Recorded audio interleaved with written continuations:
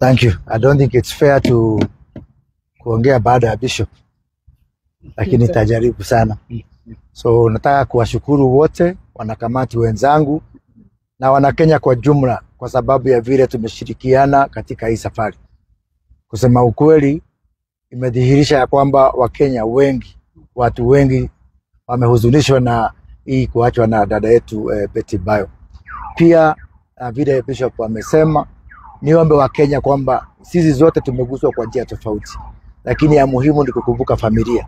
Familia imeguswa kwa njia ya kipekee na watoto, na tuwaombee Mungu aendelee kuwalinda na kuwaongoza na kuwapatia hekima na busara katika maisha yao.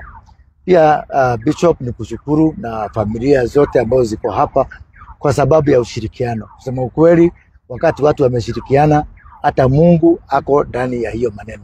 Tunapoendelea kujitayarisha kwa mazishi, ni kuuliza kwanza kunawashukuru viongozi wote wa kitaifa, viongozi wa kisiasa, Mheshimiwa Rais William Ruto, Rais wa 4 Mheshimiwa Uhuru Kenyatta, na hata jana nilipata risala kutoka kwa dada yangu Muthoni wa Kirumba kwamba hata aliyekuwa makamu wa rais Mheshimiwa Rigathi Gachagua ako na sisi na ako kwa njia. Kwa hivyo tumeonyesha ushirikiano wa kipekee, na hii mazishi tungetaka kwamba tupatie heshima. Hii itakuwa siku ya familia, siku ya wanamuziki, siku ya mashabiki na siku ya kuomboleza.